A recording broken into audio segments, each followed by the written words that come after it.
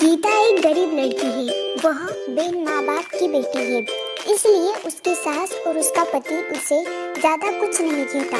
गीता के घर में गीता की ही चलती थी। वो जो कहती थी उसकी सास और उसका पति बिना कुछ कहे मान लेता था, क्योंकि वह एक बेन माँ बाप की बेटी थी और उसने शादी से पहले बहुत दुख दर्द सहा था। गीता घर का कोई काम नहीं करती थी। उसके घर का सारा काम उसका पति और उसकी सास करती थी और कुछ काम उसकी बेटी भी करती थी।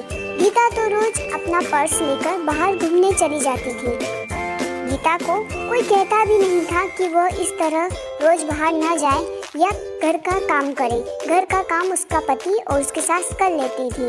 लेकिन एक दिन उसके पति को उसकी सास ने कहा कि बेटा, गीता को ना रोको टोको तो उसको समझाओ कि इस तरह रोज बाहर जाना सही नहीं होगा।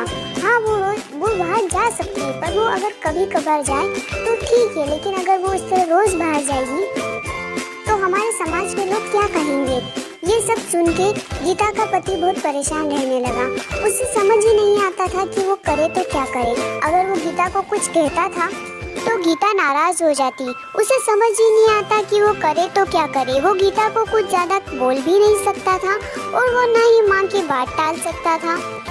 इसी तरह गीता रोज अपने ससुराल वालों को कुछ न कुछ कहती रहती। घर में कुछ भी करना हो गीता की ही चलती थी। वो अपने पति और अपनी सासू को बहुत बातें सुनाती थी। अगर उनसे कोई काम ठीक से नहीं होता तो भी वे उन्हें डांट लगाती थी। फिर भी उसका पति और उसकी सास चुपचाप उसकी सारी बातें सुनते रहते थे, ये सोचकर कि कभी ना कभी गीता को एहसास होगा कि वो जो व्यवहार करती है वो सही नहीं है। हम उसे लाड़ प्यार करते हैं, इसका मतलब ये नहीं कि वो हवा में उड़ने लगे।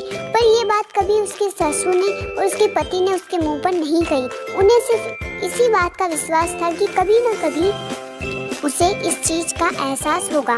एक दिन ऐसे ही गीता अपनी सहेली रश्मि से मिलने जाती है। वो दोनों काफी दिनों के बाद मिलती है। रश्मि उसको सारी बातें बताती है कि कैसे उसकी सासू उस पर अत्याचार करती है और उसका पति भी उसकी सास की मदद करता है, उसे कुछ नहीं कहता। उसकी सास उसके पति को उसके खिलाफ भड़काती भी रहती है। वो चाहे कितना भी काम कर ले, कितनी भी अच्छी तरीके से घर की सारी साफ सफाई करे, सारा काम करे, फिर भी उसकी सासू उसमें नोकझोंक निकाली देती थी और उसका पति भी उसकी माँ का साथ देता था। जब ये बात रश्मि ने गीता को बताई तो गीता को एहसास हुआ कि वो तो अपने पति और अपनी सासू के साथ इतना बुरा व्यवहार करती है, घर का कोई काम नहीं करती, फिर भी उसकी सासू और उसका पति उसे कुछ नहीं कहता। वो उन्हें बार बार छोटी छोटी चीज़ों के लिए हजारों बातें सुनाती है, फिर भी उसके सासू ने उसे कभी नहीं डांटा। ये सुनकर गीता को अपनी गलती का एहसास होता है और वह घर जाकर अपनी सासू के सामने रोने लगती है। उन्हें सब बात बताती है कि उसे उसकी गलती का एहसास हो गया है कि उसने कितना गलत किया।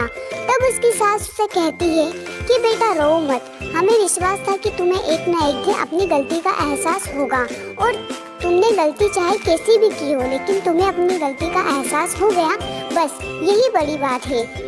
अब हम सब साथ मिलकर हंसी खुशी रहेंगे। तुम बिल्कुल शौक मत मनाओ, क्योंकि हमें पूरा भरोसा था कि तुम एक अच्छी लड़की हो और तुम्हें एक न एक दिन अपनी गलती का एहसास जरूर होगा। इसके बाद गीता और उसका परिवार साथ मिलकर हंसी खुशी रहने लगा। वो सब मिलकर सारा काम करते और हंसी खुशी जीवन यापन करते। अगर आपको स्टोरी अच्छी लगी हो तो वीडियो को लाइक और चैनल को सब्सक्राइब जरूर